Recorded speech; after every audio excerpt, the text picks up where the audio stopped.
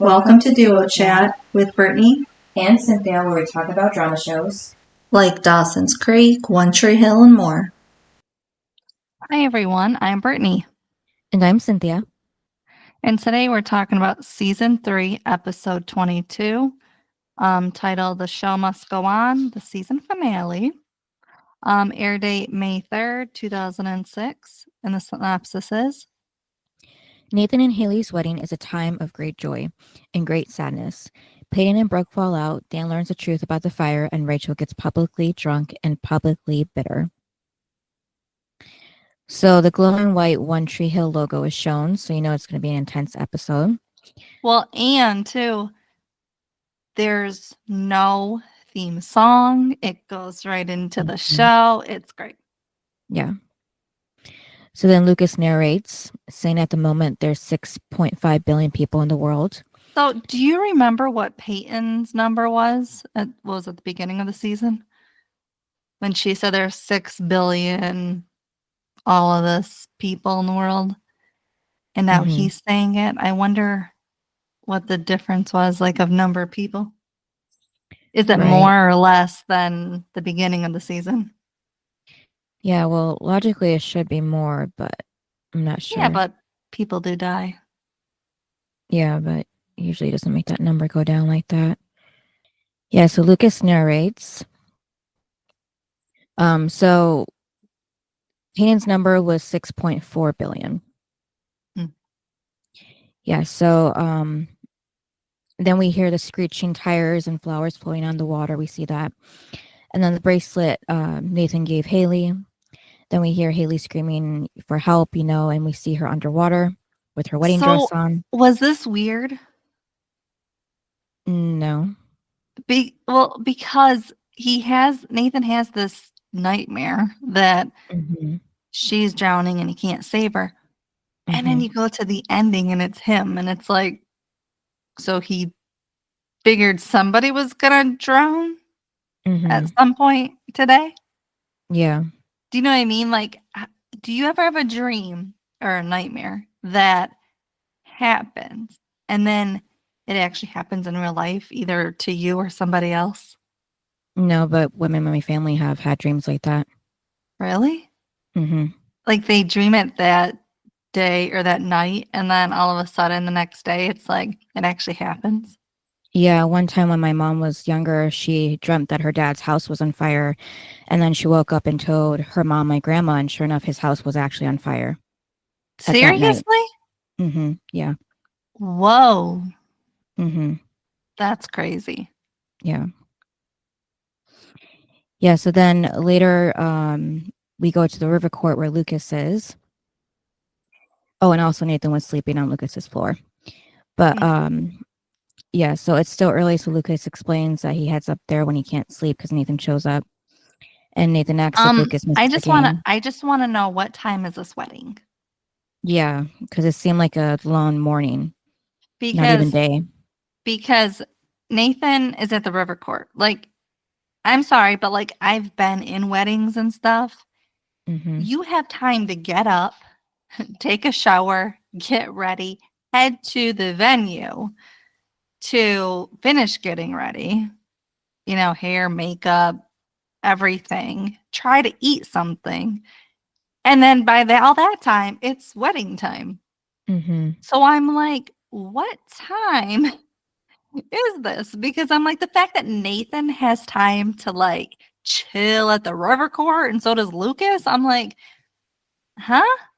I mean, unless it's 6 a.m., but then you have to think too, you'd be really tired. Yeah. By 5 p.m., it'd be like, I'm out. It's during my wedding. I'm tired. But so that's why I'm like, what time is this? Because it threw me off, because I'm like, wow, the fact that he just has all this time and not like rushing and panicking, I gotta get to the wedding. Like most people. Right. Did you think that was off or no? Yeah, no, I thought that was off, yeah. It just seems like it happened early in the day, and then that was it. Like, the whole rest of the day was just a regular day. Like, it didn't take up that much time. And then, so Lucas says he misses the game every day. And then Nathan tells Lucas of his nightmare, saying that Haley was drowning, but he couldn't save her. But leave it to Haley to insist that they don't see each other until the wedding, even though they're married. And he says maybe he should go see her. So Lucas And volunteers to go Lucas, check on. I was happy that Lucas did that because I'm like, yeah, Nathan shouldn't be seeing her. It's bad enough Mhm. he saw a wedding dress. Right. So, because isn't that the thing of like, oh, that's bad luck if the groom sees the bride Mm-hmm. in her Yeah, wedding dress or even her wedding dress. So it's like, yeah, he already saw that. So that's already bad. Yeah, I'm surprised nobody, like neither Nathan or Haley brought that up. Like maybe he shouldn't have seen the dress, or maybe I shouldn't have seen the dress. So, but that never came up. Well, that's why I think it should have been at Karen's house or Peyton's house, the dress, because then Nathan would never have seen it. Yeah. Because Brooke could have easily said, come to Karen's, come to Peyton's. And then she saw her wedding dress, not at the apartment. Like for Nathan to see? Right. No. That's like that just takes away the fun. Yeah. Then, so he tells Lucas to tell Haley to stay away from water, no swimming or anything. And Lucas reminds Nathan that it's his wedding day again. And it's going to be great. Yeah, but little does Lucas know it's not going to be great. I mean, the first part is, but the second part. Yeah, most of the day is going to be fun. It's, the evening that's not going to be so fun. Yeah. And then, okay, so Dan is at Keith's grave. He is obsessed with this. Like he is getting so much over this. Not anxiety, but like haunting and stuff. Like it's just funny. Well, It's funny. Well, it's funny because he thought getting rid of Keith would be good. Like he could go back to his life and everything would be great. And it's like ever since that day, it's not been. All that's happened is his past has haunted him now. That's the only thing. And so it's like, was it worth it?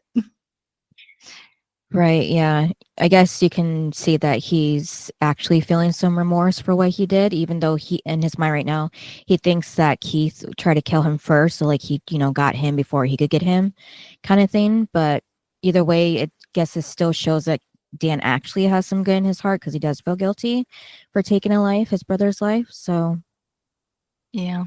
could be that. Yeah. But then Deb walks up because she wants to pay her respect. Okay, my thing is like, okay, you got a restraining order. That was what you orchestrated.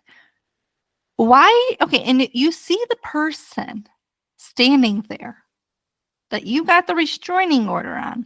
Why would you keep getting closer to the person? Maybe she assumed that Dan was supposed to get away from her if she was near. But why can't you just come back the next day or wait till he leaves and then go? I'm just saying, like, people that get restraining orders normally are fearful of that person. And you wouldn't just basically offer yourself to the person by walking closer to them. Yeah. So I was like, okay, you can clearly see he's at the grave. So you need to step back, get in your car. This isn't your time to come and grieve. That's what annoyed me because I'm like, really, Deb? You're not seeing me. You're not acting like you are scared of him. Yeah, well, it was Nathan's idea for the restraining order, so I don't think she really has a reason to be scared of him right now. Just doesn't want him to be near her at all. Okay, then she needs to follow the restraining order that she put into place. That's what I'm saying. If I have a restraining order against someone, I'm not going near them. Yeah, I just think that since she knows it's against Dan, that maybe she has the right to be wherever she wants and he has to follow the rule and, get away from her if she's nearby. Maybe like that kind of mindset. I just didn't like it. I'm like, you can see he's there, so just go away. But then she said that she was just paying her respects, and that's my thing. Is you now Mhm. after how long you're just now coming to Keith's grave? Yeah, how long has she been back now? An episode or two? Yeah.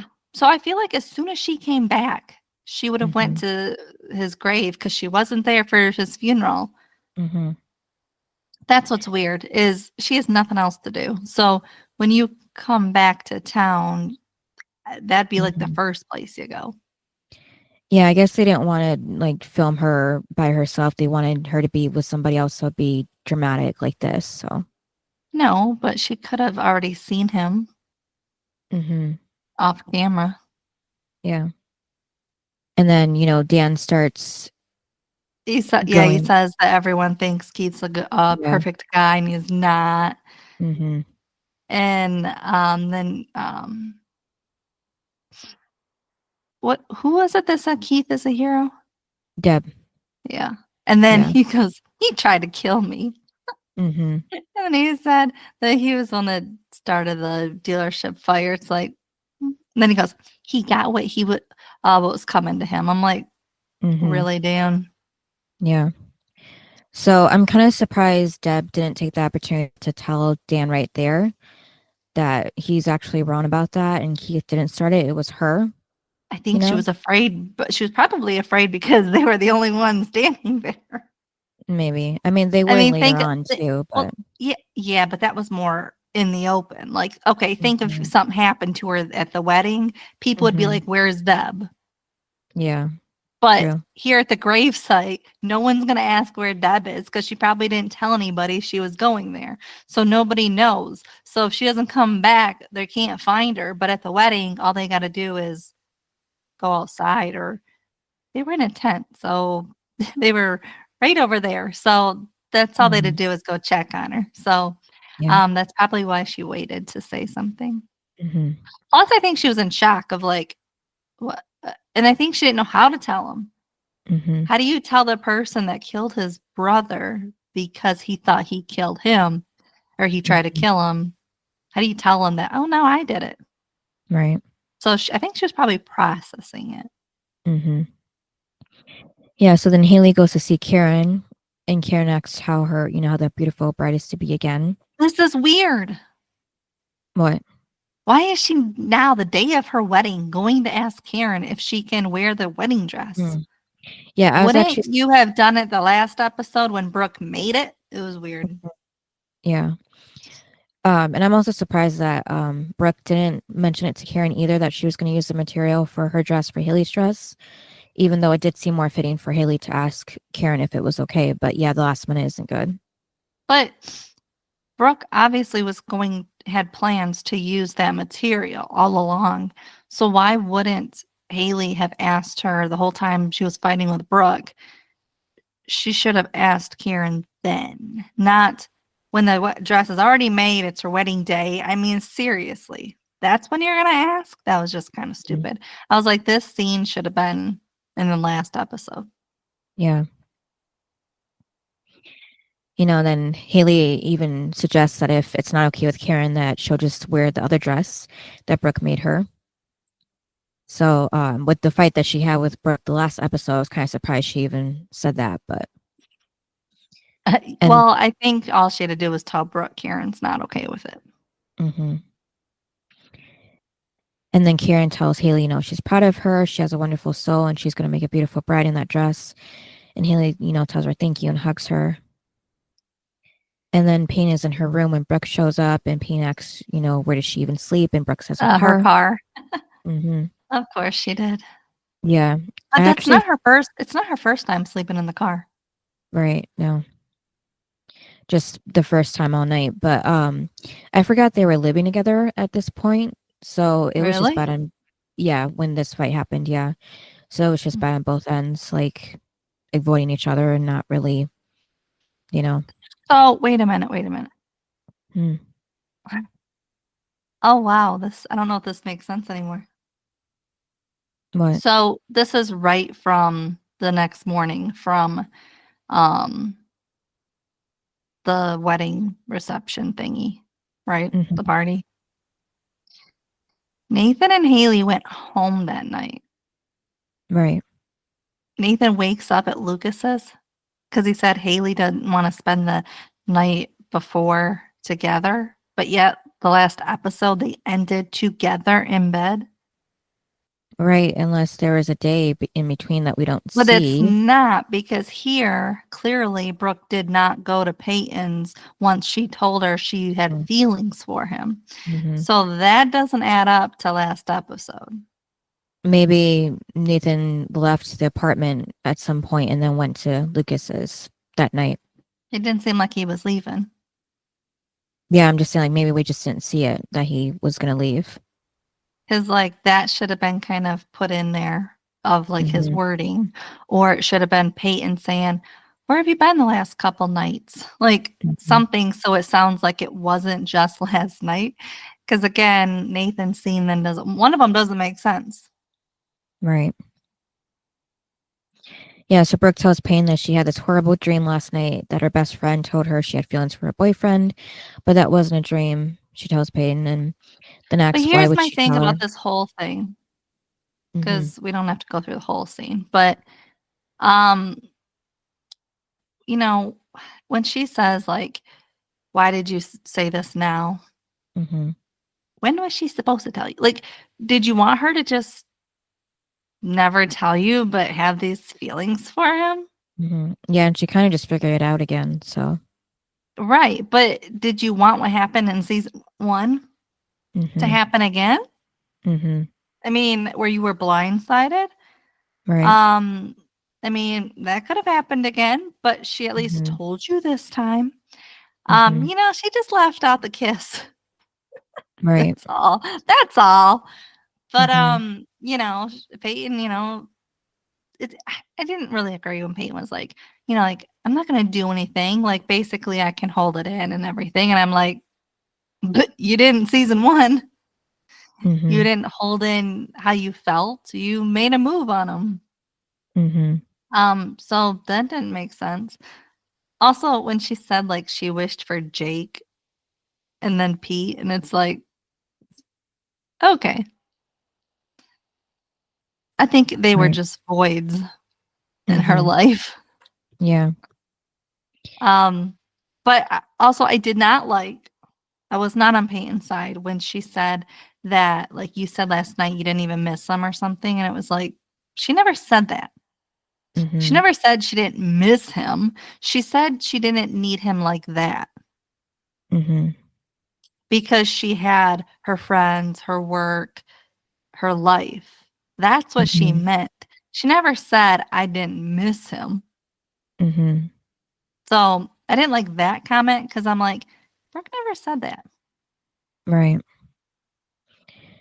Yeah, she just said she wasn't dependent on him like before. Yeah. And then this is a scene too where Brooke says her memorable line about Lucas being under her name on the door. Peyton says she doesn't want to steal him. But yeah, so Brooke was really focused on Peyton saying that she had feelings for Lucas and not like completely forgetting about the part where Peyton kissed him and then never told Brooke. So that just went out the window. And that was more of an issue than anything. So Yeah. I don't know. I mean, it was messy, but at least Peyton said her truth. mhm. Not all of it, but the truth. Yeah. And I mean, for Brooke, I mean, you knew at some point this was going to come back to bite you in the ass because you're both fighting over the same boy. Mhm. And until one of you gets over it, you can't be friends because there's always going to be jealousy. There's always going to be who does he like more. Like, you can't truly be friends with each other or him or anything until you get past it. Mhm. I think that's why Dawson and Pacey couldn't be friends, because they were both after her and they couldn't get past it Right. until one of them moved on. It was the same thing when Mhm. Jen and Joey liked Dawson. And I said they can't be friends until one of them stops liking them. Mhm. And it's true. One of them had to move on to be friends. Mhm. And here, I mean, Brooke has to make a decision. I mean, because clearly, Lucas likes her. Does she really want to be second choice? Mm-hmm. Yeah, but Brooke isn't like Jake exactly and doesn't think about that. I know. Jake's like, I'll be second choice. Just come back to me. And it's like, that's stupid. Mm-hmm. Be first choice.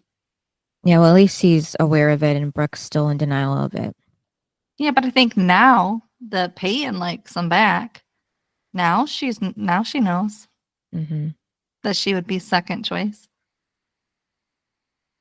Yeah, I think it's still sinking in. But later on, Brooke is setting things up for the reception when Lucas walks up. He asks her what's going on. She says nothing. And he, mentions that nobody loves a wedding like Brooke Davis, so what's up? And she just said she'd appreciate it if he didn't talk to Peyton today. So And then already giving him and then he said, ultimatums.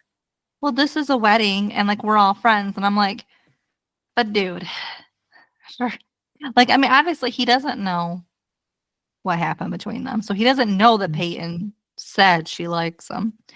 But also, I was just like, you probably shouldn't say that stuff. Cause I mean, I did agree with her, like, for once, like, put me first above Peyton. But again, for Brooke, like, because he said that, again, that's another reason, and that shows you he likes her. Mm-hmm. There's been all of this little like nuggets and everything throughout the season that he's showing he likes her. Mm-hmm. So kind of put it all together, Brooke. And here's kind of like your final thing of like him once again, putting you second, kind of. Mm-hmm. Yeah, so Brooke starts to explain that they had a fight, but then decides not to give him the full details and ends up saying she's just stressed out about her speech and he leaves stressed, and then And I'm late. yeah. And then, she adds that she's late to get ready and she's sorry, and he hugs her and she tells her, or then tells him he looks nice. Yeah, so that, and earlier with Peyton, like she was giving like little hints that something else might be going on, with this, and then saying before that she has stuff going on that Payne doesn't even know about. So it was kind of, trying to make the audience think that, Brooke might be pregnant. I don't know. The ending was like 10 different people it could have been. Mm-hmm. But at least here it made it seem like she was the only one. And then somewhere else, Deb, Nathan, and Dan are riding in the limo to the church. Why? You have a restraining order. Yeah, I don't know. Why? I can't. There's a restraining order. And they're all in the car together. Yeah, I don't know why. What? Yeah, and it's not like they forgot about this episode because they just mentioned it earlier, so. Yeah.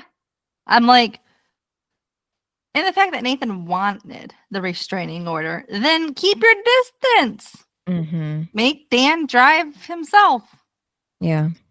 That to me was odd. Also, I have a question. Like, watching this wedding, I was like, who's paying for this wedding? Right. Because Nathan does not have a job. Haley works at the cafe, and then he buys her a ring. Mm-hmm. So I'm like, who bought the ring? Because Nathan doesn't have a job. Mm-hmm. And yeah, I was like, who's paying for this wedding? Right. Seriously. Because like they're already married. I don't know, maybe Deb. Because like if it was my kid, I'd be like, you're already married. Mm-hmm. Like I'm not throwing you a big ass wedding when you're already married. Mm-hmm. So like you can have a big wedding and you pay for it in a few years, sort of thing. Mm-hmm. But I was just like, wow, like he actually got a ring and everything. I'd be like, I am not buying your teenage bride a wedding ring, another one. Yeah. Like that kind of thing. It's like, Nathan, you don't have a job. How are you affording this wedding? Mm-hmm. And then back at the reception tent, Rachel is switching her name card on the tables. And that's when Cooper walks up.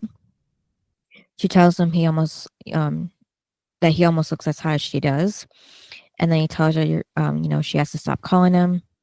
and he told her that they couldn't see each other anymore. And before she left that morning, he thought he made himself clear. And she says, but the night before that, he wasn't so clear. And if she remembers right, she thinks that he wasn't so clear 3 times. And then Cooper points out she's 17, and she says she was 17 that night too, and all the other nights. And he tells Rachel that he's sorry, he's made a mistake, but this is it's Nathan and Haley's day, so don't ruin it, Mm-hmm.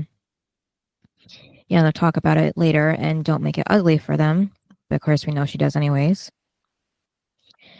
And then Lucas is fixing his tie, I believe, in the limo window reflection when Dan walks up. Well, he asks Lucas. He's outside of the limo, but yeah, so I meant like the limo window reflection, yeah. And then why did Dan walk up and help him with the tie? Because he's trying to make amends. Be a father? Yeah. He had plenty of time to be a father. Mm-hmm. Yeah, because Lucas says no at first to help him with his tie, but then, Dan says it's just a tie and then fixes it for him. And here's the thing, like, Dan doesn't even know yet that Keith didn't try to kill him. Mm-hmm. So, because I could see, because obviously the end, when he realizes and wants to be there all of a sudden, because Keith isn't, it's like, it was just odd to me, because I'm like, you took away the person that would have fixed his tie. Mm-hmm. And so I'm like, it's not like he has the realization that, like, Keith should be here. Because he still says he's a bad guy. Like, he's still thinking that because he doesn't know the truth yet. And I'm like, why are you fixing this tie? Like, you don't want to be a father to Lucas. Not right now, you don't. Mm-hmm. And you don't truly have guilt for taking Keith away from him. So I just thought that was odd. Mm-hmm. I could see him fixing Nathan's, like trying to like rebuild that, but not Lucas. Yeah. But then, oh my God, the cringy moment when Deb sees it. Because she knows that, he's fixing Lucas's tie and Keith is supposed to, and Dan took that away. Mm-hmm. So she was clocking it all, and the look on her face, I was like, yep, Deb, you might want to say something. Yeah. To somebody, because, that wasn't pretty. Mm-hmm. But I like too, before that, when Dan asks Lucas how's life without basketball, and he says better than life without Keith. So, Dan knows that Lucas would rather have Keith in his life than, basketball. Just to show him that, unlike him, basketball doesn't mean as much as it does to Dan. That was his number one thing, but Lucas cares about other things. Also, wait a minute. Dan never says, though, that he killed Keith. No. So then why does Deb have that reaction then to Dan fixing his tie? Like, for us audience, it's cringy because it's like, we know. But Deb only knows that. Didn't Karen tell her? No, Karen doesn't know yet that Dan killed him. It's not said yet. Because we still have to deal with Dan and Karen in season 4. Because I'm like, why would she have that reaction if she still thinks Jimmy killed Keith? Unless Dan said it. But when? Did he say it at the beginning? Because then why does she have guilt then that Keith is dead and she's not? I don't know. I thought when Deb came back, that's when Karen told her. No. Karen doesn't know that Dan did it. Nobody knows because Lucas is the one that finds out in season 4 that Dan did it. Oh, I don't know then. So I'm just confused because he didn't say it in this episode, did he? I don't know. I have a scene in my head. I don't even know where I got, so. Yeah, because I didn't think at the beginning of this episode he told her that he killed him. all he said was he's a bad guy and he got what was coming to him. Mm-hmm. And that's it. So now I'm confused at why she feels guilty. I don't know. Maybe I'm getting it mixed up when Karen was saying like Dan like killed Keith because he let him go into the school. I don't know. Maybe that's why I'm getting it mixed up. I just thought Karen told Deb too. But then this also doesn't make sense if Karen still thinks it was Jimmy.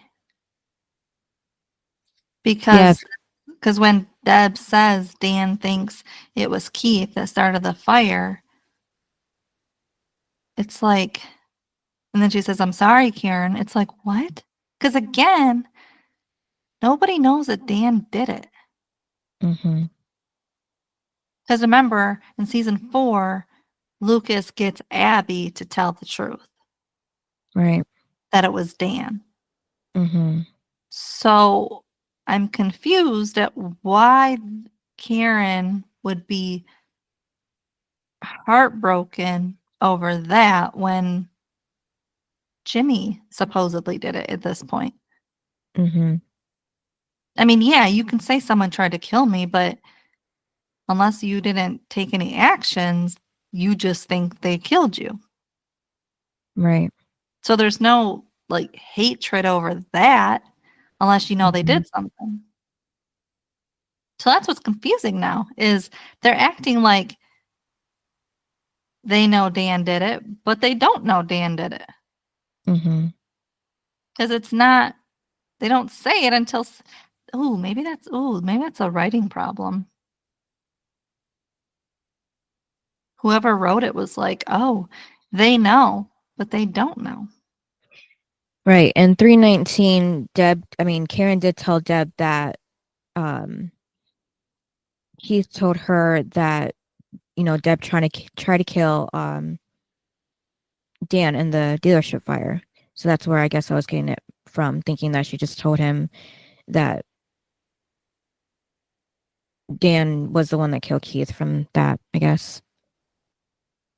Yeah, because Lucas is the one that tells Karen. Mm-hmm.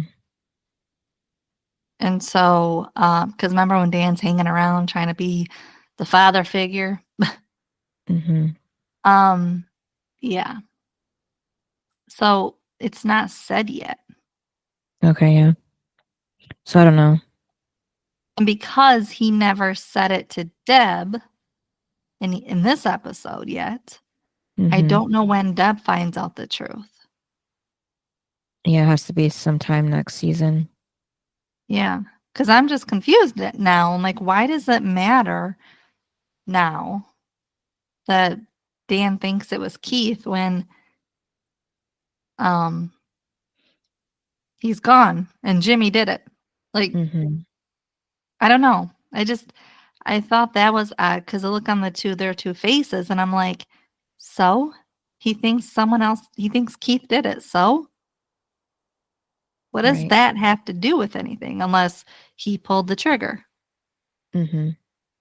I don't know. So I guess that the writing is off then on that because we as the audience know, but they don't know. Mm-hmm. Yeah. Yeah, so Well, then she says it's not fair to Keith's memory.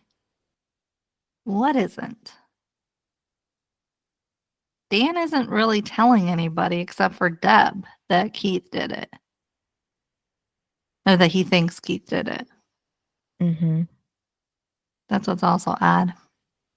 Yeah. I think just it's not fair because like it kind of makes it seem like Keith is attempted murder on his brother. Like that's not fair to Karen's memory of him like that. Mm. But Yeah, so I guess Karen, now I'm just questioning these couple scenes right here. mm-hmm. Yeah, Karen just says that Dan's need for revenge was buried with his brother, but fortunately it wasn't. Not really. If he's still being haunted by him, but Yeah, but he says, or she says he's not going to be coming after her or anybody else, thinking that it ended with Keith. But Des says maybe so, but in a way that makes her feel weaker than ever. And then Nathan is alone thinking about his nightmare until Lucas comes out and he asks if he's okay. Yeah. Well, and then Yeah. Nathan's all like, so worried about Haley. Have you checked on her? And Lucas is like, yeah, she's fine. And then he wants to call her. So Lucas does I didn't know the phone does like a walkie-talkie thing. Yeah, I was gonna bring that That up. threw me off. I never heard of phones back then doing that. And it was like good, clear audio too. Yeah, but I was just like, wow, a walkie-talkie out of nowhere? Mm-hmm. Okay, so apparently there was one that came out in 2005. I don't remember if this was the phone they were using, but it was a certain kind of phone. Yep, so I guess it just wasn't popular enough to even be well known. So but yeah, so that's how they talked to her, and she's, in the carriage on her way up. Yeah, she said she is fine. Mm-hmm. And then she called him soon-to-be husband again. Mm-hmm. But I did like how she came up on the carriage and stuff. Yeah. I like that scene. Mm-hmm. And Lucas and Nathan are so happy to see her. Yeah. And then later, when Haley is inside by herself, Lucas walks in and says, "Sorry, princess. I was just looking for my friend Haley." And then, jokes that it took all the items on the table to make her look like that. And she says, "No, everybody got ready there." And then she said, even Rachel and Brooke, which is weird because Rachel's not a part of the bridal party. Right. So I was surprised she mentioned Brooke because Brooke is part of it. I guess she meant maybe them together, but yeah. Yeah, she said them. I think she meant them together. Yeah. And then it kind of seemed like Haley was already ready when she came up in the carriage, but I guess not. Yeah, her hair, makeup, everything. Her dress was on. Yeah, I mean, maybe touch-ups, but yeah. Yeah. But then she tells him that her parents aren't coming. Mm-hmm. Yeah, because apparently her first wedding was boring, so they didn't boring. want to come to this one. This is just annoying to me. Like, your daughter's having a wedding again, and you're not there. Two people that were like team Nathan and Haley in season 2 at the beginning aren't even there. It's like, where are they? They've been AWOL this whole time. This is why they're part of the terrible parents. I mean, Keith's parents didn't even go to his funeral, so. Yeah, but they could have been in the background. Yeah, but we didn't see them. Yeah, but they didn't want to pay him. So, but here, they're making it known. They're making it known. My parents aren't here. Yeah, that's real good a look for your parents who were so supportive of your teen marriage. Yeah, that's right. I guess I had to make an explanation for why Lucas was going to walk her down the aisle. Why couldn't they just say that they were stuck somewhere? Yeah. Like they're too far away to drive all the way here. They would miss it, and their plane got delayed or canceled. Yeah. It could have been that simple, and that explains they wanted to be there. But they can't get there. Right. Yeah, so that's when Haley says she'll just give herself away, but then Lucas volunteers. No, he will. Yeah, I was like, I liked that part because I'm like, because you want to keep them as best friends. And I thought that was so sweet because they are best friends, and he's kind of like her older, or not her older brother, but her brother. Like protective. Yeah. And then there's a sweet moment too when Lucas says that he could never really officially give her away, though. Never his best friend. Yeah. And then Rachel walks over to Brooke, who says she almost looks as hot as she is, or does. And Rachel says, that's something she would say, which it was. And then they walk over to Peyton, and Brooke tells Rachel maybe they should find a good seat, and then, calls Rachel her friend and looks at Peyton when she does so. It's weird that they talk about getting a seat when Brooke's part of the bridal party. So she should be sitting with the bridal party, and then at the wedding, she's standing up. So I don't understand why she needs to find a seat. I think that was just to rub it into Peyton, her face. And all of a sudden, she has a friend. Yeah, like making Rachel like her new best friend. Yeah. I'm like, that's an odd pairing. Even Rachel's face is like, okay. And then Peyton ends up running to Lucas, and he mentions he's been told to avoid her like the plague. And he asks her what's up with that, and she says that if Brooke doesn't want him to talk to her, then just do it. She'll be fine. Oh my God, but then he told her she looks nice. Yeah. Okay, Brooke told you that she's in a fight with Peyton and not to talk to her. And then you have the nerve to say you look nice? Yep. Another indication that you're team Peyton and you like Peyton. Again, you should be saying that to Brooke, the only person that looks beautiful is her. Not saying it to the person that right now is her enemy. Yep. Of course, he had to do that before he walked away. Because would he really say that to Rachel? No. So why is he saying it to Peyton? Right. And then the ceremony is about to start. Deb and Dan walk down the aisle together. Why? Still, yeah, with the restraining order. Yep. Why? Yeah, Why?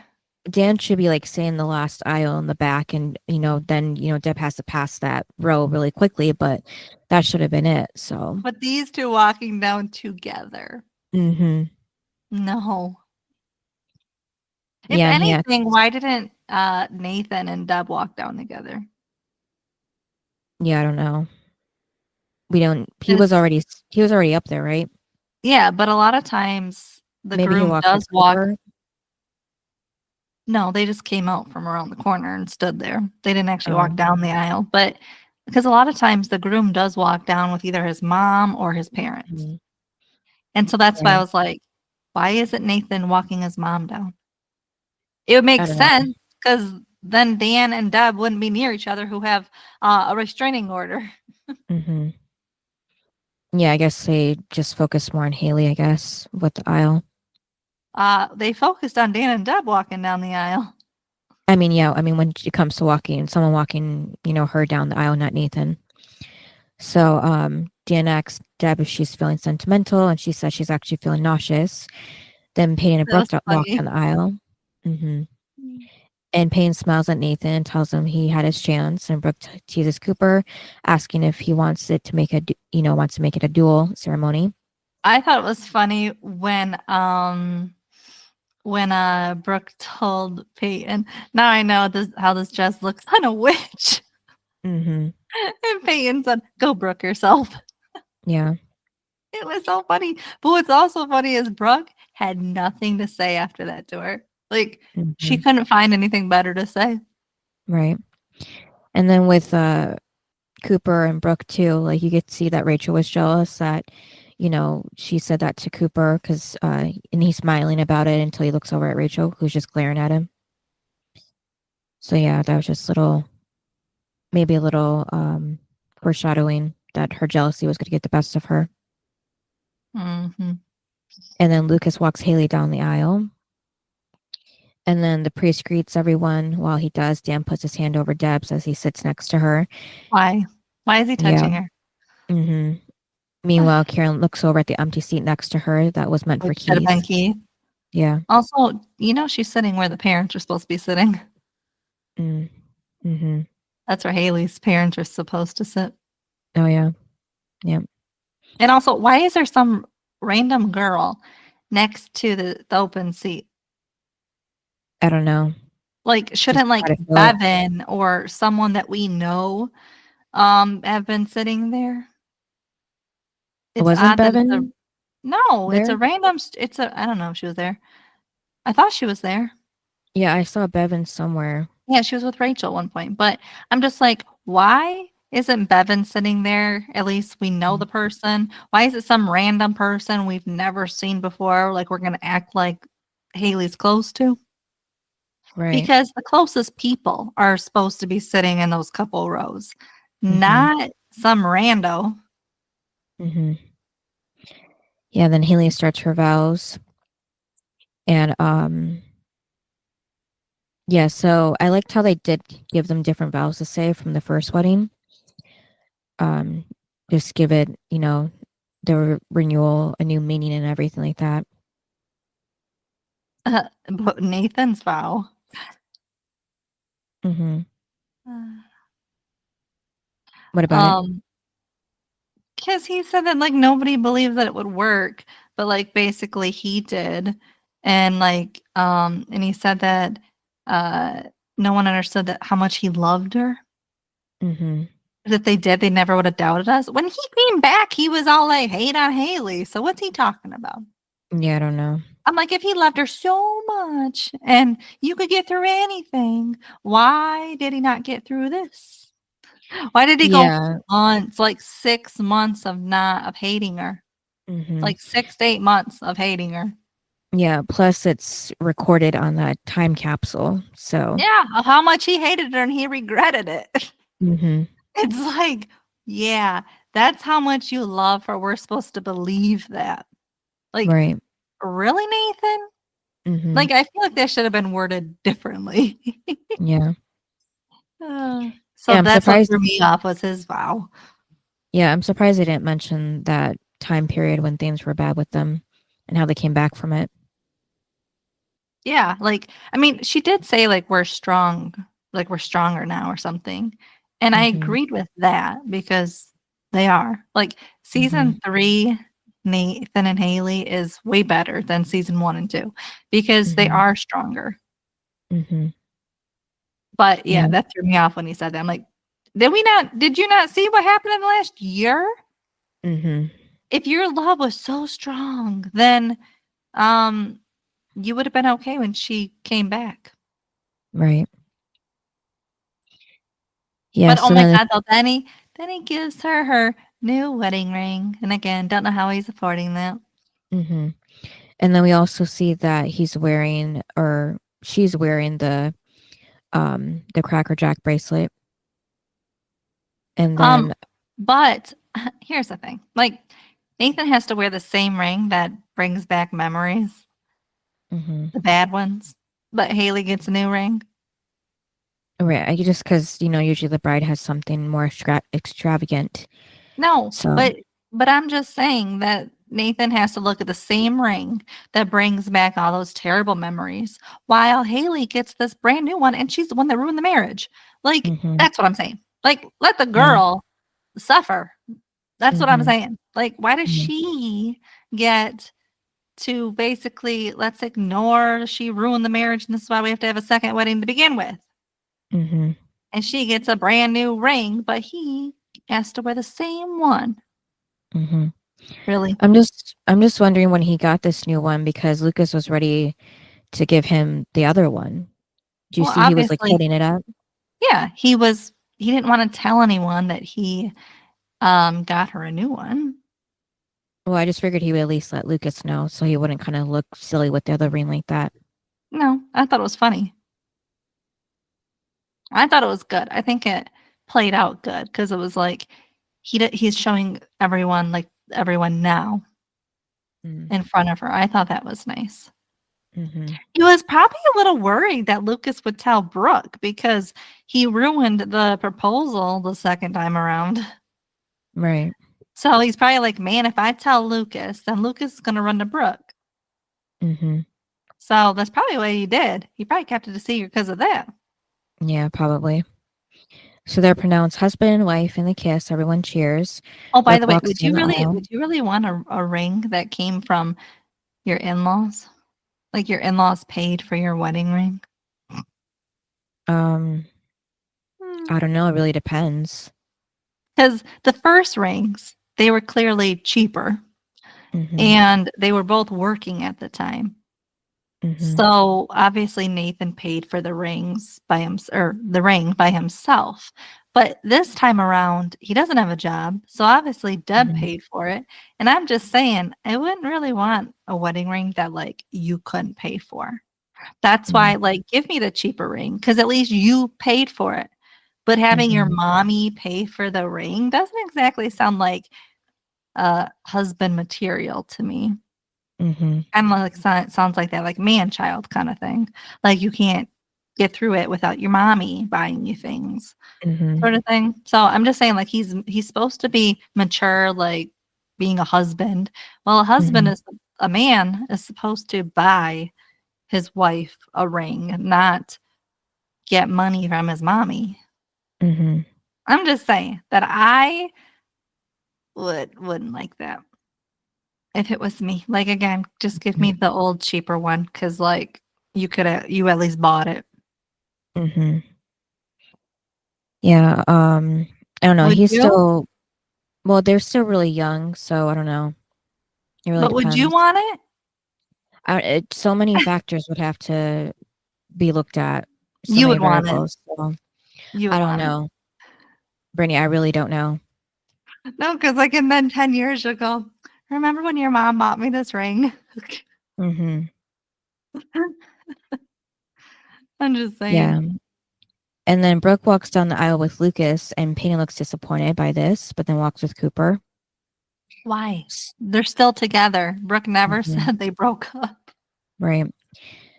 Um, Now I know we talked about this with Dawson's Creek with the ratio being expanded from TV screen to streaming screen.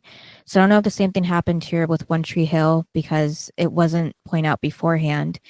But last year on one of James Lafferty's TikTok lives, he said that in this moment when they were walking down the aisle to the left, you could see a couple of camera guys filming down that on that track that they usually do to hold the camera steady.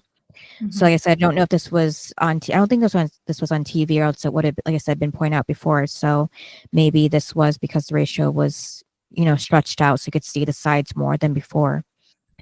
So, but yeah, Probably. Yeah. yeah, they're just right there. You could see them easily. But I was happy he pointed it out though. hmm Because like a lot of times the actors, they don't point it out yeah, because they don't watch their own show. hmm So I was happy that he pointed it out. yeah, And he thought it was funny too. right. In case if anybody doesn't know, last year he watched like a handful of random different episodes with his audience on TikTok to like promote the other show. What's it with Chase's actor? Stephen Clutty. Yeah, their show. I can't remember the name of it.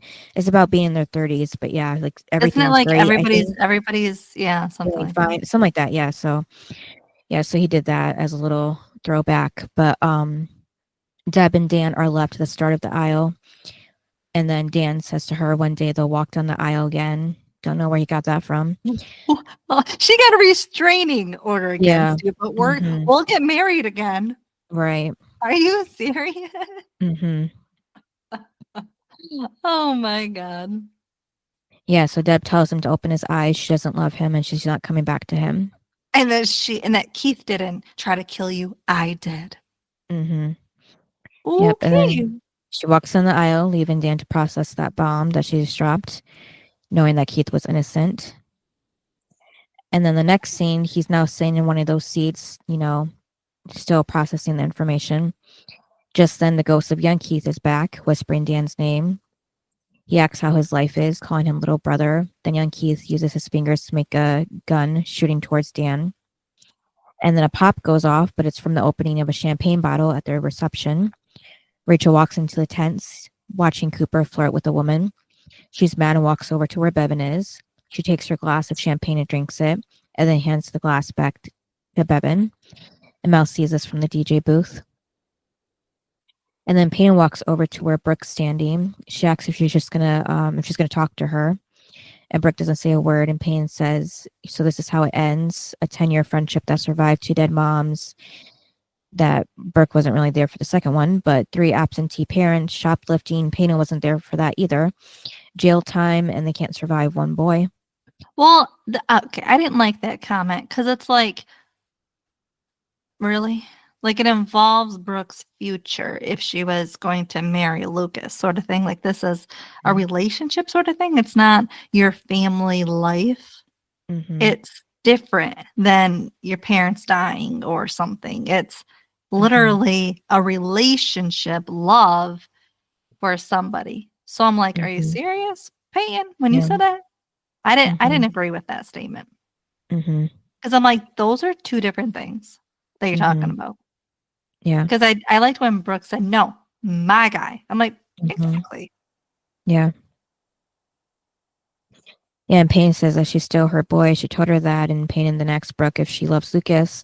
And instead of answering, Brooke tells Payne that she's something else. How dare she be so selfish to ask her that about her boyfriend? And Payne says she didn't want it to be this way. She tried tears, tried apologizing to her. She cried, and what did she do? She slapped her and blew her off. And Brooke tells her she's gonna be lucky because if next time she won't, doesn't use her fists. And Payne tells Brooke that she can't believe she's supposed to be the maid of honor, and none of those words were, yes, Payne, I love him. And then Mouth later introduces Nathan and Haley as husband and wife again. They walk to the dance floor for their first dance. Haley asks Nathan which song did he pick, and it turns out to be Gavin DeGraw's More Than Anyone. Once Haley hears it, she says she was hoping it was this one. And Nathan says he had a little help. And then Dan goes to Keith's grave. Ghost of young Keith is sitting in the tree behind Dan.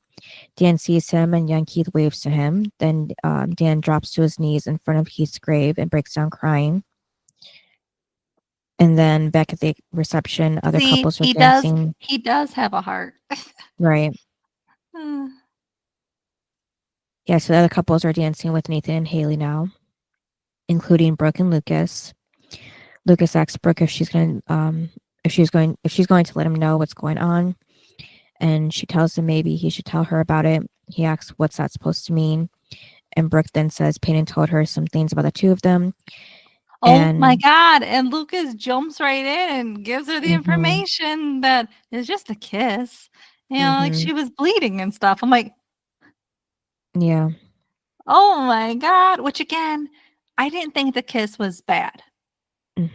I said that in the school shooting episode. I didn't think it was bad. It wasn't passionate. Wasn't anything like that. It was just a little kiss. Like Chris and Haley had more of a passionate kiss than that. So I'm just like, and that's it.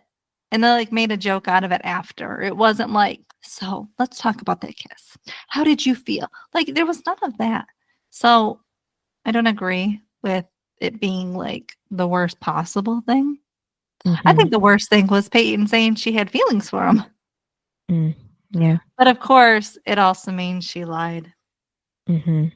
Like she told half the truth. Yeah, so he says a kiss meant nothing, and Brooke then asks, what kiss? And she asks if he kissed her again. He simply nods his head yes.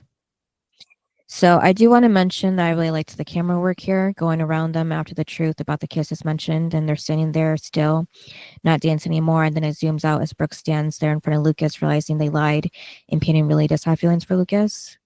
So, yeah. And then Brooke then looks over at Peyton, who's dancing with Cooper. Nope, Rachel looks over at Peyton, who's dancing with Cooper, and then walks off. God, she's jealous again. Yep. Oh my God. Oh no, Brooke did look at Peyton because that after them finding out that they lied about the kiss, yeah. So they both were looking at. But Rachel's still jealous. Right. And Mouth sees Rachel leave, and then Brooke goes to the area where everyone got married, looking through the bridesmaids' purses. And then Lucas followed her and tells her he understands that she didn't know about the kiss and he's sorry for springing on her, but he meant what he said, didn't mean anything. How did you like though when he said that? He goes, I forgave you. And she's like, oh, yeah, for what?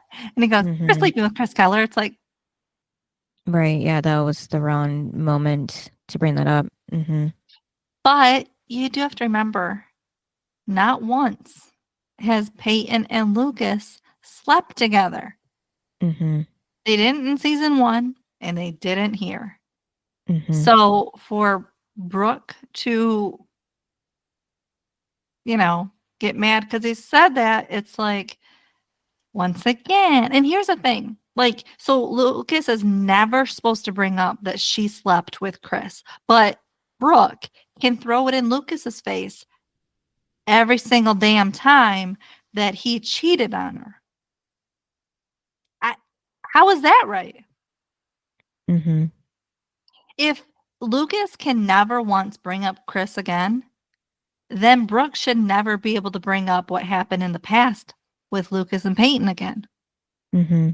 But in season 3, she did countless times. And so that's my problem is now right here, Lucas can't say that, but yet you can? That's not even right. Mhm. Plus, you actually slept with Chris. Lucas Mhm. never slept with Peyton. So I Right. don't agree with that. Plus, this kiss again was nothing. Mhm. So they could have had a passionate kiss. I kind of wish they did because then it would all make sense. But it didn't. Mhm. I'm like, so again, why is it okay for Brooke, but it's not okay for Lucas? Right. It's not. This whole Mhm. thing is stupid because Lucas should be able to tell the truth. Mhm. And he forgave her pretty fast.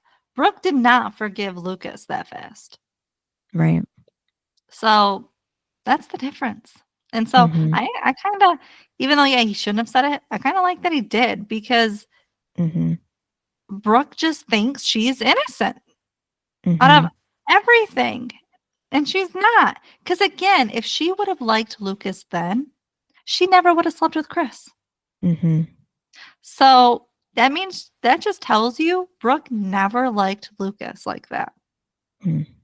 Because, and again, she played so many games this season with their relationship. How could you even really call it love? Right. So that's my other thing with this is they didn't have that same love that they may have had in season 1, even though it was forced because she was trying to kind of get revenge on Peyton by liking Lucas. So none of this sounds right for Brooke Mhm. and Lucas to be together. So Yeah. I'm kind of happy that it happened because they need to split. Mhm. Yeah, so she does acknowledge that about sleeping with Chris and he forgave her.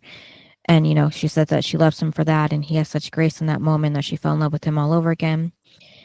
But yeah, they keep going back and forth and he says like that he just needs her to trust him and believe him that, his heart is with her. Yeah, but part of him feels like ever since they got back together, she's just been waiting to push him away. Kinda. Because remember when at the beginning when she was playing games like I kiss a boy, you kiss a girl. Like what? When all he wanted was just to get back together. That's what I mean. There were so many games leading up to it. It was stupid. Well, I thought he meant when they officially got back together. Yeah, and she couldn't trust him then. Mhm. Remember when he went with her to see Ellie Mhm. and she was jealous then? Like she never could trust him.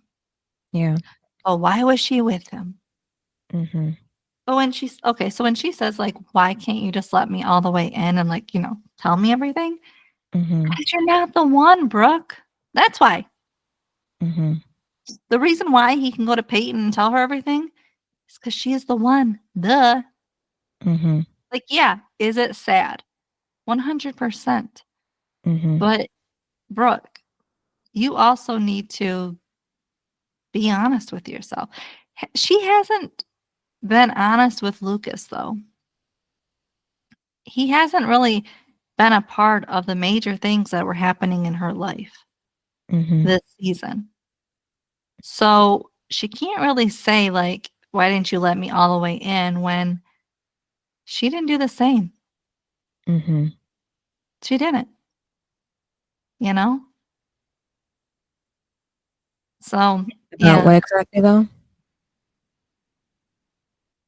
Well, she kind of went through her whole fashion designing thing by herself. Mhm. Yeah. I mean, yeah, because she never told him about what she experienced at the um Fashion thing. yeah, I forgot where it was, but yeah, when she I was mean, out of town. did she ever tell him what happened that night with that No. girl? Bottle? No. Mm-mm. That's my point. Is she I don't never think he let him told all the anybody. way in either. Mhm. Yeah. So neither one of them truly gave their hearts to the relationship. Mhm. It is what it is. Yeah. It's because they're not supposed to be together. Mhm. Yeah, and like he says he doesn't know how else to say that he loves her, and Brooke asks how he shows it. And, she says that she needs him to need her back. And, why wouldn't he tell her about the kiss? And why didn't he call when he was away? And why didn't, like I said, about letting her all the way in? And that's when she starts getting herself together. Oh, when he's away, though, Yeah. trying to grieve over Keith, Mm-hmm. you sound awfully needy when you're like, why didn't you call me then? Like, Mm-hmm. he didn't call anyone, really. Right. His own brother didn't really know what was going on with him. Mm-hmm. So why would you? Like, I don't like those people that are, like, needy like that. Mm-hmm. And, Brooke is very needy and clingy, and I don't like that because Right. Lucas should be able to do what he wants. And, he was with his mom, for crying out loud. Do you really think he was off with hooking up with some girl? Mm-hmm. No, he was trying to get through this with his mom, which is who he's supposed to. So I didn't like that at all. Mm-hmm. Was, why didn't you call me? Like, stop being so needy. Mm-hmm. Yeah, so she says that they have to go give their toast about love. And Lucas tells her not to be mad, and she says she's not mad and then walks out. So the whole time she was doing this with Lucas, she kept looking for something in her purse, but then kept getting the purses mixed up and she never found hers. Yeah, what was she trying to find? Lip gloss? Yeah, I don't know. But it just kind of made it seem like about the whole carousel of like whose purse, had the pregnancy test. So like, obviously, I don't think that's what she was looking for in this moment because that wouldn't have been a great time to tell Lucas either, even if it was hers. But yeah, so I don't know. I thought But it was then just like makeup to touch her face or something. I don't know. it made it seem like it her was a cell big, phone to get out of there. yeah, it just made it seem like it was a big deal. She couldn't find something specific. So, but back in the tent, Lucas gives his toast first, saying the last time he gave a speech about Nathan and Haley was at their first reception, and he remembers saying, "Prepare to be surprised." And he has to say he was even surprised because they do something that's rare, just very rare to see anyone, at their age and anybody that they give their hearts to each other unconditionally. So I wonder if he was saying about Brooke in that moment. Oh, I'm sure. Yeah.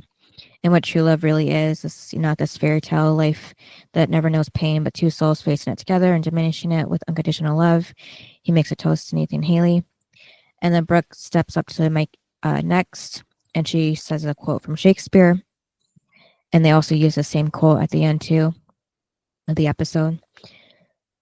And then she said she looks at Nathan and Haley and somehow she feels safer and she doesn't know if she can explain it, but they give her hope and she's not, she's afraid to say it out loud because maybe if life finds out and try to beat it out of them, but it would be a shame because they could all use a little hope sometimes. And that feeling that everything's gonna be okay. What happened? What did you think though when Cooper got up there? Yeah, I thought that it was only going to be Lucas and Brooke giving out speeches. But yeah, I guess since he was, I don't know, the uncle, I don't know. Yeah, it was kind of random, but yeah. The next scene was Karen standing around when Dan pops out of nowhere, and he says, this was outside the tent. He says he never apologized for the way he treated her and Lucas or the way he treated Keith. He supposes it's too late. So then Kieran says that she's pregnant. Yeah, for some reason she chooses this moment to tell him. And she's only telling him. Like, he's the first one on the show that knows. Yeah, not even Lucas. Not the best person to tell first. Anybody else. Anybody else. Yeah. And then he said, I'm going to be there for you this time. And it actually holds her close. Yeah. So gross. So I have a thing though. So she missed the speeches. I thought maybe this was after the speeches. No, because then we go into Cooper. Well, maybe she just missed his. How do you miss your son's speech? No, I'm saying like she walked out of tent after Brooks and then missed Cooper's. Let's hope so, because that's sad. Yeah, because maybe like her, she also thought they were the only ones giving speeches, so she thought she could walk out. But yeah, then Cooper gives his on like Nathan and Haley, like knowing about love and all of this. And like they know what real love is and everything. And then Rachel's like, no, perfect time to ruin this. She gets up there and says, what? Like Cooper says, like Nathan and Haley know about love. They're 17. And he says, I don't know what love is. I'm like, really, Rachel? And then she goes further and says that he slept with her. Oh my God. Like, how embarrassing for everyone. Like, Nathan, that's your wedding. That's your uncle. Who invited Rachel? None of them like Rachel. I think Brooke did. It ain't her wedding to invite people. Maybe as a +1 for her. I don't know. Wait, no, because she has Lucas. Well, I don't know. That's weird. Like, they don't even like Rachel. Yeah, I don't know. So yeah, maybe this wouldn't have happened if Cooper didn't make a speech, but for some reason they let him. Yeah, so Mouth is trying to, take the mic from Rachel, but she keeps talking. Yeah, and then she said, to sex with Cooper. Yeah, and then drops the mic and runs off. And then Nathan's like, is she serious? Yeah, and Cooper says sorry to Nathan and Haley and goes after Rachel. It was funny. He goes, is she serious? Yeah. And then Rachel, gets into the limo that's meant to be the vehicle for Nathan and Haley to take off on their honeymoon. Okay, when Cooper gets in, why is it on shows? Do people go in the car when there's a crazy person in the car? Right, and he knows Rachel's drunk too, so. Yeah, I'm like, are you trying to die? But again, right. If you do, that's on you. Like, you're the one that got in the car. No one forced you into it. So that's on you if something happens. Yeah. And then later, Rachel ends up pulling the limo over that could almost give you whiplash, and Cooper gets out screaming at Rachel, like, is she trying to kill him? Well, you're the one that got in the car, so you're so stupid then. Right, like, is he really surprised she was driving crazy? And then he asks what's her problem, because first she ruins the reception, steals the limo, and drives drunk. Is she out of her mind? And Rachel screams that she must be to fall in love with him, so they both realize what she just said. So I guess they both didn't realize that Rachel had feelings for Cooper like that, or because they seemed shocked that she said it out loud. I was wondering. Yeah, because when they were hooking up, she probably just said, remember, because she was only supposed to be there a month or something watching her parents' house. So she probably just, to get him, she probably just said, I just like hookups too. I'm only going to be here for a short period of time. And then that's probably when he was like, oh, well, I just want to hook up too. So that's probably what happened. That's probably how it started. But then obviously she really liked him. Right. Well, I'm just surprised that she acted like this was news to her too, unless she was just shocked over the fact that she said it out loud. Probably maybe. that too. And only because she was drunk, so she didn't think that she would be that loose like that. But yeah, usually on shows when they're drunk, they tell the truth. Yeah, so he says that he's sorry, he made a mistake when they slept together, and it wasn't just because she was 17. He wasn't looking for anything serious, even when he thought she was older. So he's sorry that sounds harsh, but she even said they were just having fun. Rachel says she lied, so obviously she wasn't doing it for that. And then she says she was so stupid and starts crying. He tells her not to cry, and she tells him that she thought he liked her, and he says he did. I like when he said, I'll take you home. Yeah. Yeah, Rachel needs to go to bed and cool it off. Then she says she left her stuff at the reception, her purse, her keys. Yeah, so let's go back to the reception. You both look like fools now going back, though. Right, yeah. But somebody has to take the limo back at least. Why?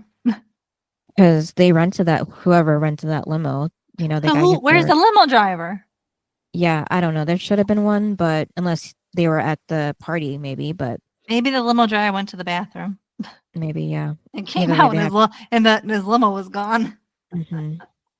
Yeah, so I was surprised. It was kind of funny that Cooper said that they would take the limo back to the reception and pretend like none of this ever happened. Also, I don't think they can do that at this point. With the limo, How did they get the keys? Well, the limo driver would have the keys. It probably was in the freaking ignition, probably, that Rachel was able just to turn it and start the car. Because that's what was odd to me was if the limo driver went to go get food or something, like obviously he would take the keys. Unless he like quick went to the bathroom or something, like, oh, this will just take a minute. I don't know. Yeah, well, a lot of shows, they always seem to leave the key in the car for some reason, so whoever can just take it. Yeah, If- because that's gonna be great for your insurance and stuff. Mhm. So back at the reception, Nathan and Haley walk down the path while everyone else throws flower petals at them. Lucas tells them there is a slight mix-up and gives Haley the cars or the keys to, was it his car or just a whole new car? I thought it was his car Okay, I was wondering. I just wasn't sure. because it was the red one. Is that Mhm. Lucas's, the red one? I don't know. That's what I was saying. I didn't know if it was his or somebody, just like a random car they got. But no, it had to been his because they wouldn't have been able to get a new car like that at the last second with the limo being gone like that. So yeah, it had to been his car. Wasn't it Keith's car, but he gave to Lucas? Isn't that what it was? Maybe. Yeah, maybe that's why it seems new too. Because it was only shown like once before, I think.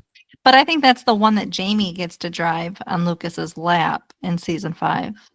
Yeah, I think so. Probably, maybe. Yeah. We'll have to remember. Well, I have to remember it remember was to red. the car when we So get to that part. Yeah. I remember it was red, so it's got to be the one. So then, yeah, so he gives Haley the keys to the car, and so Haley says she's driving, but Nathan says no way and takes the keys from her. And then Nathan tells Lucas to get the car from the airport, and then that's when Haley says they're going to go to London for a few days. So They I still have thought money. Wait, they got money for a wedding and money Mhm. for London, a honeymoon. Yeah, right. yeah, out of the country. But I just thought London was random because they never mentioned London before. But apparently it was for the rain, I guess. Yeah, because Luke is like, doesn't always rain there. Yeah, Yeah, says Nathan. I'm like, oh my God. right. So I thought that was still pretty random of all I don't know. places to go to. I just don't know how 2 teenagers who get married can go to London. Mm-hmm. Also,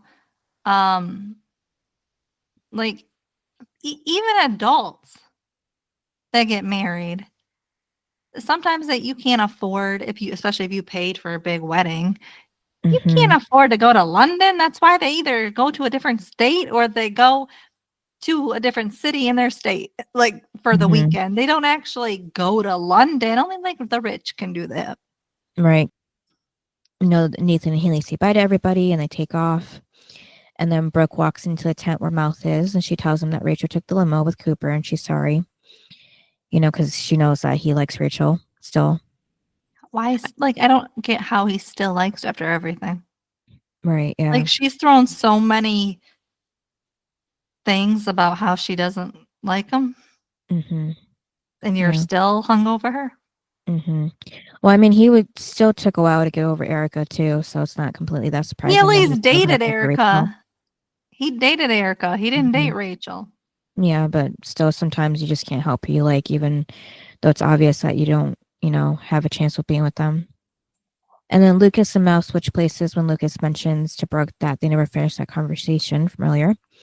She tells him to dance with her, and they end up slow dancing. She asks him if he missed her while he was away, and he says every day. He was just angry and upset about Keith and needed to be alone, but that doesn't mean that he didn't miss her because he did. She says she just needs to hear his voice, and there's just so much stuff going on with her. And he asks what kind of stuff, but instead of telling him, she kisses him. So I feel like, again, they're trying to make it seem like that Brooke is the one that's pregnant because they used so many moments to make it seem like she was, you know what I mean? Mm-hmm. And then Nathan and Haley are on the road when Nathan says he's got that feeling, that stillness he used to feel before dawn, feeling like the road could be perfect, and Haley says she does too. And that's when she puts the Cracker Jack bracelet on Nathan's wrist, and she tells to not say she never gave him anything. Yeah, don't say I never gave you anything. Yeah, finally hear that from her. And then back at the tent, Peyton sits with Lucas, saying that, and then there was 2, and she says she's sorry about today without the drama. And then Lucas tells her that he told Brooke about the kiss. Mm-hmm. Yeah. But then Karen walks up asking Lucas if he's going home with him or But with her. did you hear that Karen overheard that? Yeah, but she doesn't seem like she did. The look on her face is like, oh. And then she asks, "Are you coming home with me?" Like I saw it on her face of like, because she does ask, "How's Brooke?" So she does know. Oh yeah. Yeah, so but Lucas says that he's gonna go with his mom because Brooke left already. So then, Peyton realizes that things didn't end up going well with her and Lucas. And then that's when Karen asks somehow how him and Brooke are doing, and he said she's just going through some stuff. Again, And of but he doesn't course, know what stuff. yeah, and then here again, looking for the purses. Yeah, that's what I'm saying. Like, what was up with the purses? Like, it just seemed like they were trying to find something important, and then it turned out to be the pregnancy test. But that's not what Brooke was looking for, as we know later. But Also, like, how do you not know which table, which area you left your purse? Right. Yeah. That's the other thing is like, no one knows where they left their purse. Kind of odd. It's like I was sitting here, so I left it somewhere over here, not way over there. Yeah. And then too, because Brooke said that she gave it to everybody as a wedding present, like the bridesmaids and everybody. But if I don't know if she just last minute or what, but if I were Brooke, I would have figured out some way to like put their initials in the purses, so there wouldn't be a mix up later on like this,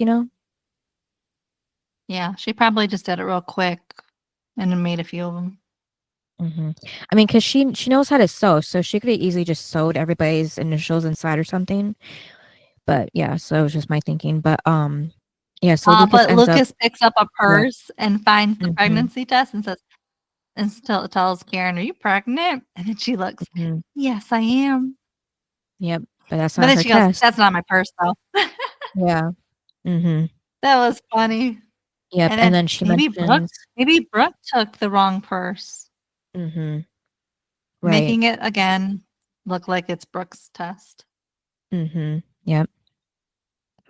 That's why I said it seemed like they were putting this on Brooke the whole episode. Then we see Brooke packing her things at Peyton's, and Peyton tells her to please not go, and Brooke says she doesn't want to, but she has to. So and Brooke Peyton never left yet. her. When Lucas said Brooke left, Brooke never left. Left the wedding, so he wasn't going to leave with her. He meant. Oh, well, because she's still there. Karen, yeah, in town, yeah, just not at the wedding. Yeah, Wait, so what? Yeah, she left the wedding, but not out of town or anything. She didn't. Oh, because now she's at Peyton's. Yeah, that's right. Yeah. So, Peyton asks what does she have to do to fix this. She'll do anything.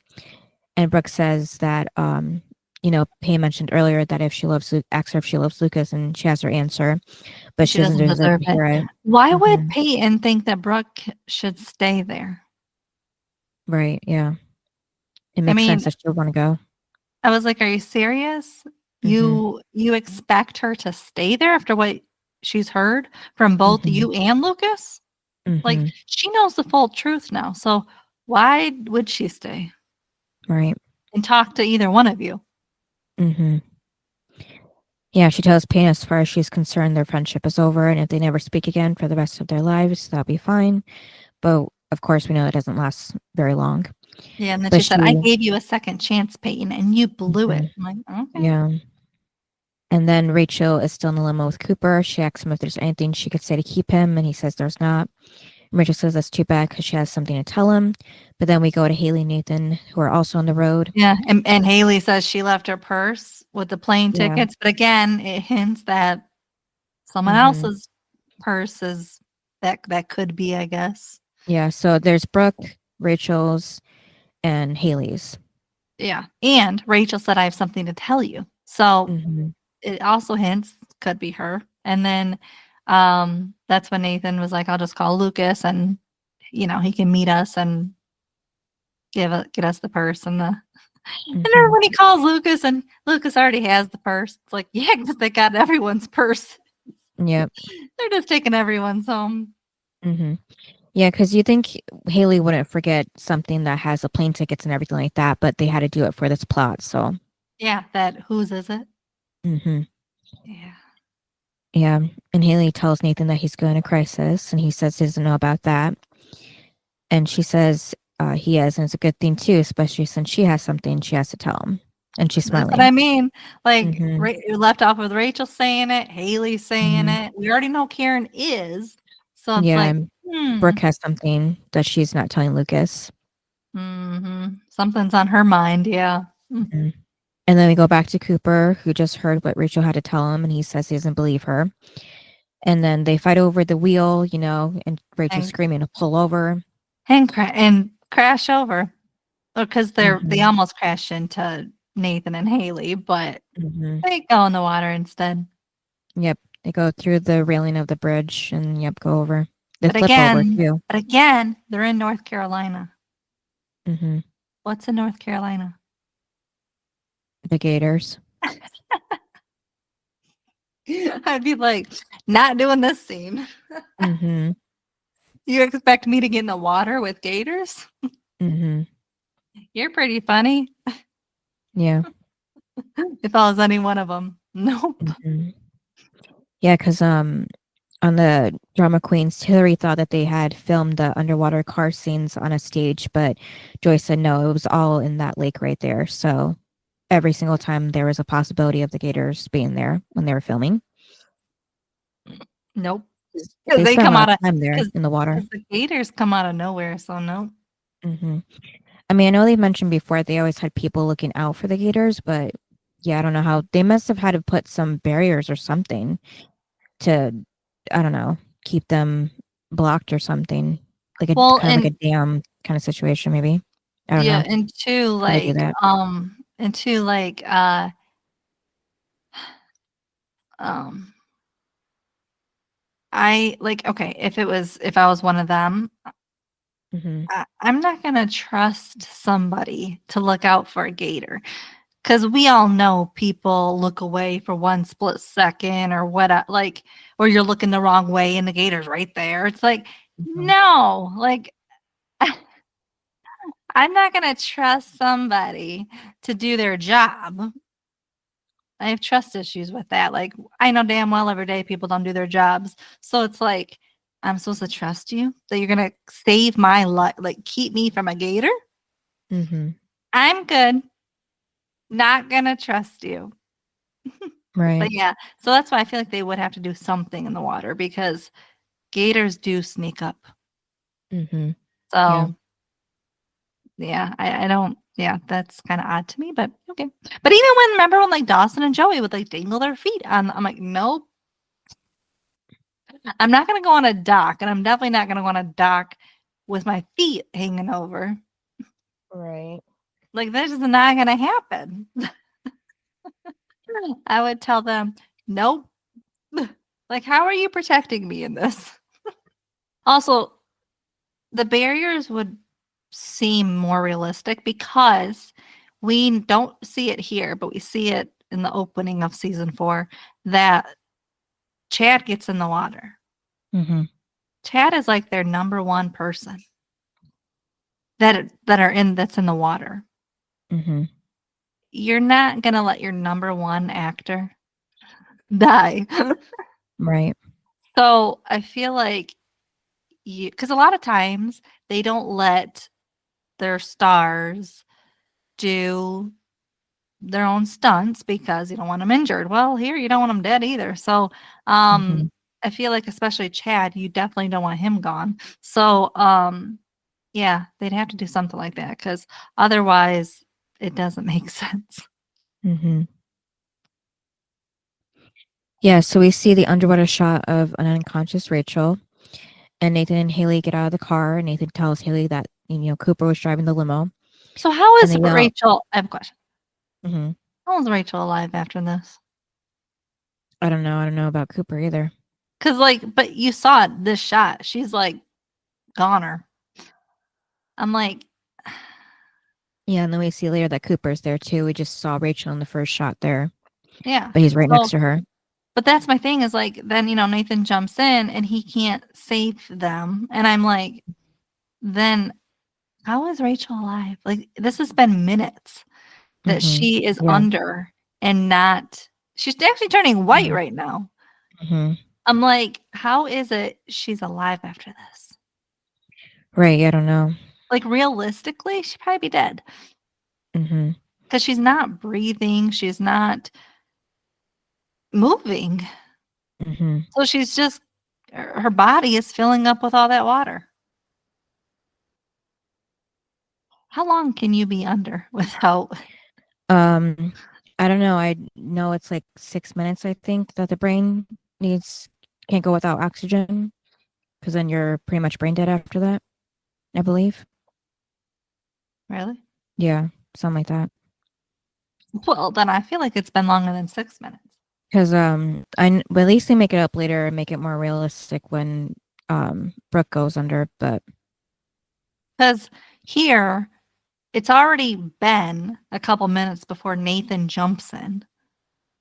And then you have to wait, because then it's Haley just like yelling out. Well, then how long does it take for Lucas to pull up and get out and jump in? right. And even then, that's still minutes. Like, all of this doesn't happen in 6 minutes. Yeah, it's about 6 minutes, yeah. No, But I'm after saying. that, no, I'm No, saying I'm saying. with the oxygen not getting to the Yeah. brain. But I'm saying this whole, when the car goes in to Lucas kind of pulling them all out, it's like, it's definitely longer than 6 minutes, because he's not even there yet.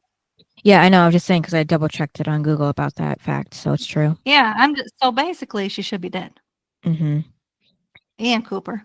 And then Haley said she did call 911. She but did? we don't see it, or maybe We that's don't, not 'cause yet. no, Nathan tells her to call 911.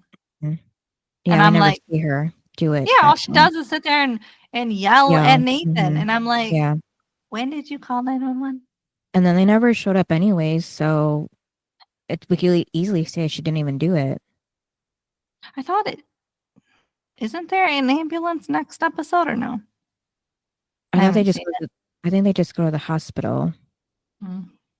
Like we skip some time. Oh. But yeah, and then we also see that Dan gets home to find the word murderer on his living room wall in red paint. So and someone broke in. Yep, and it's dripping, so they were just there. And then at Peyton's, she burns a picture of herself. You would think Dan would have a camera. Right, yeah. Like, he always had cameras at the dealership and stuff. You mean to tell me he wouldn't have one where he's staying? Right, yeah, I don't know. I guess he never had to fear anything, or anybody coming to hurt him until now. But how about the dealership fire? Well, I mean, I guess at the beach house maybe, but and then now that he thinks that he got rid of the person that did it, that he's safe. But then now he knows it's Deb, so I guess he doesn't think that she'll try to do it again, but I don't know. Yeah, so then at Peyton, she burns the picture of herself and Brooke and Lucas shooting at the red heart with the number 3 blindfolded. Then we see the upshot of Brooke's list on Peyton's closet door. Lucas and Karen are still on the road. Lucas has a blank look on his face. There's 4 of the same person in the back seat. Dan touches the paint on the wall to find out it's wet, so whoever did it was just there. And then Haley is still alone on the bridge calling out for Nathan, Cooper, anybody else to help. And then Lucas narrates that quote from Shakespeare again that Brooke had said in her speech, as we see Nathan under the water in the limo, stuck, calling for help, calling for Haley. And we see Haley calling for Nathan and Cooper again and anybody else. And then we see the Cracker Jack bracelet float up to the surface of the water. Yep. And then that was to make it look like Nathan's gone too. So, I mean, like, to think about it, it's like 3 people in your cast gone. Like, right. Like, to write it, like when you're watching, it's like, wait a minute, they're all gone. I mean, obviously we know they're not, but it's like, wow, 3 of them. Yeah, I think the last time something happened like that was on Lost, I think. Did you watch Lost?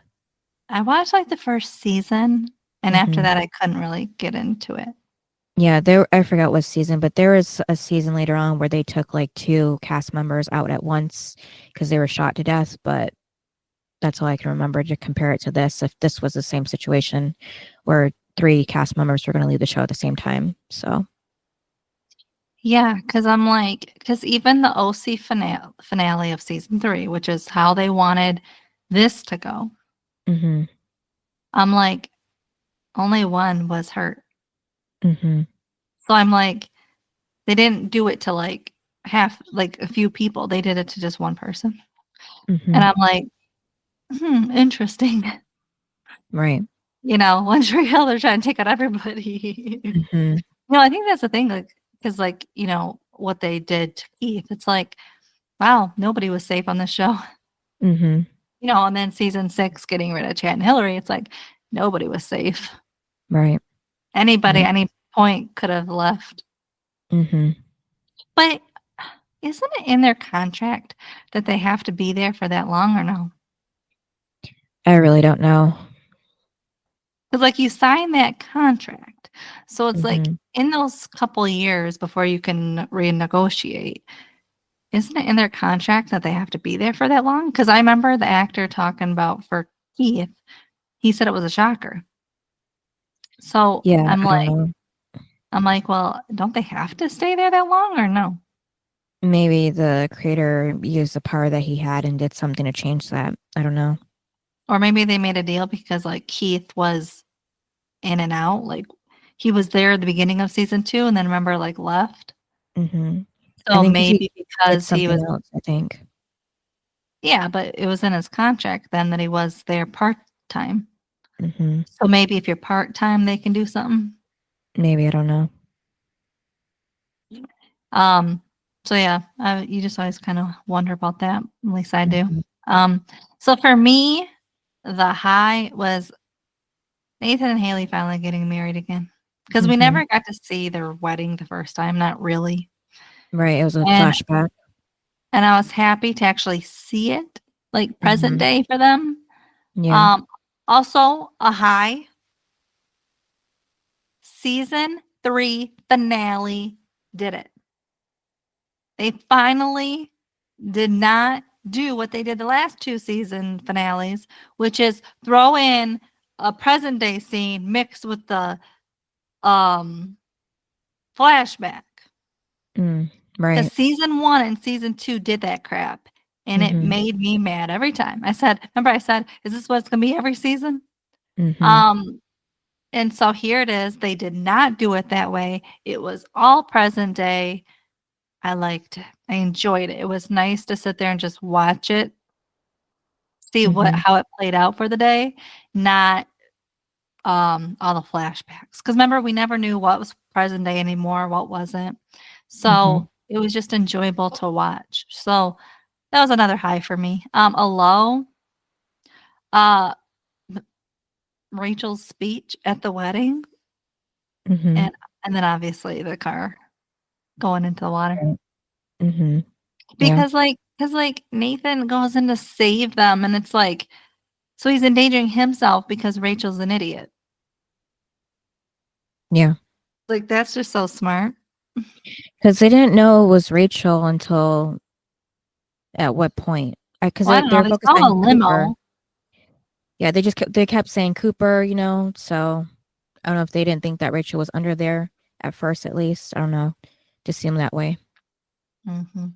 But yeah, so my highs and lows, the high, like basically the same as yours, them getting married after everything that they've been through, especially this season, and then just with the shooting and everything. And then the low was the whole Rachel and Cooper ruining the reception with the Rachel's speech and them taking her taking the limo and then making them crash like that and end up having Nathan jump in. So she just like caused one thing after the other with her actions. So I feel like that's what Rachel usually does. yeah. That's why you don't invite her to things. Yeah. I feel like this is the kind of drama that Abby tried to make in Dawson's Creek, at least somewhat, Yeah, they just never went there Mm-hmm. with it. Yeah. So then They rating? kind Oh. of kept their show kind of PG. Mm-hmm. Yeah. Like, nothing too serious happened a lot. Yeah. I mean, her death was pretty shocking, but yeah. But not like on other shows where it's like, Mm. Yeah. happens. Mm-hmm. They just kind of kept theirs lighthearted. Right. I would rate that. I want to hear your rating. Mm-hmm. I would say like an 8.5. What? Just because it was really interesting. Because we first, or I don't know if we watched this together, but when I first watched this, it was really shocking that they did the whole crash scene because I didn't expect it. I thought maybe like Cooper and Rachel would get in an accident, but I didn't think Nathan would have to come to the rescue like that and almost, get himself in trouble too. So, 8.5? well, it's just like it was like misleading with the pregnancy test too. So you just never knew what was going to really happen to who. So, But I thought that part was good. yeah, it was. I'm saying that's what made it more interesting. But an Like 8.5. already. Why is yours higher or? Yes. Okay, yeah. I'm going with a 10 Okay. because it was good from beginning to end, which is why I give my 10s. Hmm. But also, I'm giving it a 10 because a lot of it made sense. Like, obviously, we now question why Deb and Karen made it so strange when they don't know that Keith killed, or that Dan killed Keith yet. But besides that part, Hmm. the rest of it was good. And um, I liked it. And I got to actually see Nathan and Haley finally get married. Hmm. And I liked the drama that was in there. And it kind of, in a way, it kind of cleared it, like everyone's stories, and but also made more drama for the next season, Hmm. which I feel like season finales are supposed to do. Yeah. So yeah, and I was happy they didn't make this like a two-part thing like season 2 was. They Hmm. just wrapped it all into one. Hmm. So to me, I liked it from beginning to end. So that's why I'm giving it a 10. Okay, yeah. And also they didn't do that whole flashback crap in the finale. Hmm. Um, and then who's your best and worst? My best was Brooke just because she put the reception together. Like you could see her setting things up and, giving people the purses. So she really, yeah, my high was Brooke. I don't know if you heard the beginning of that, but because she put the whole thing together, she was setting things up and giving everybody the purses and just really thinking about the small details. Even though we didn't see too much of it at the same time, but yeah, because like I know Brooke didn't pay for it, but just it seemed like that she had more to do with it than maybe Dan or Deb, whoever was paying for it. And that was just really nice of her and everything, even though she had a lot going on with Peyton and Lucas at the same time. And then the worst was Rachel, because like I said, with the speech, because things were going perfectly fine until she got up on stage and then took the limo and then crashed and everything. So yeah. Mm-hmm. And yours? I actually like your answers because 100% Rachel, the worst. Mm-hmm. Putting not only her own life in danger, but everyone else's. Yeah. And outing Cooper, who now could go to prison. Mm-hmm. It's like that kind of crap. So Well, actually, 100%. technically he can't, but yeah. But like she is totally in the wrong for Yeah. everything. Yeah, everybody knows now. Mm-hmm. Yeah, so and how embarrassing for Nathan, like that's your uncle. Mm-hmm. So there's that. And then my best, I'm gonna go with Nathan Okay, yeah. because he is sacrificing his life to go into the Mm-hmm. water. Um, Mm-hmm. he also bought Haley a new wedding ring. Don't know how, but he did. And he just wanted this whole thing to be like a fairy tale wedding, whatever Right. she wanted. Mm-hmm. And so I like that. Mm-hmm. And also he was so worried about her the whole day. Right. It is cute to see because how many husbands really truly are like, "Is she okay? Is she okay?" Like, like that kind of thing. Right. But Nathan he's always concerned with her. So, Yeah. that's one of the many reasons that I love him. Mm-hmm. So yeah, he just kind of like made it the perfect day for her. Yeah.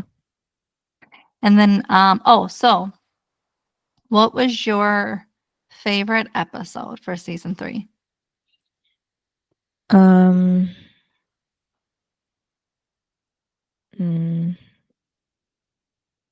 hold on. Because I'll say mine, the cabin one. Okay, yeah. I liked when everybody, even like Skills and Mouth, when they were all at the cabin together. Mm-hmm. Because they kind of were able to do like lighthearted stuff, you know? And that's the thing, is Mm-hmm. like you can make an episode lighthearted, but have fun moments in it, which was fun to watch, especially after coming off of the shooting episode.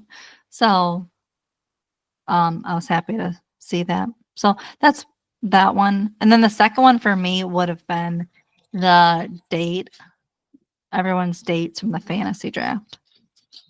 Yeah, I was gonna say that as my favorite one. Yeah.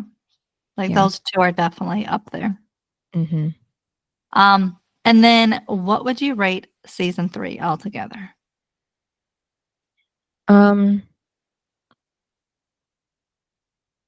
Probably like a 8.5. You're killing me. I'm gonna go with a 9. Okay, yeah. I think that they did a really good job season 3 coming off of bad season 2. They put drama, but there was a lot of fun moments Mm-hmm. and a lot of comedy, which season 2 did not have. It was like a mix of it all, like all the feels. So I like that part. So Yeah. I like too that there was a lot of drama. Mm-hmm. So it was fun to watch. Yeah. And then what's the next episode? Season 4, episode 1, The Same Deep Water as You. Oh, yay. Hmm. I know. It's Yeah. coming from this episode, yeah. Mm-hmm. I'm not looking forward to it Mm-hmm. because of all the mess that happens. Yeah. All right. Thanks for listening. Yep, and we'll see you next time. Bye. Bye. Thanks for listening to this episode of Duo Chat. If you want to chime in with your opinion about the episode and the show we discussed, you can email us at duochatpodcast@gmail.com. And to keep up with updates about the podcast, you can follow us on Twitter, Instagram, TikTok, and subscribe to our channel on YouTube at Duo Chat Podcast. And give us a review wherever you listen to podcasts. We would appreciate it.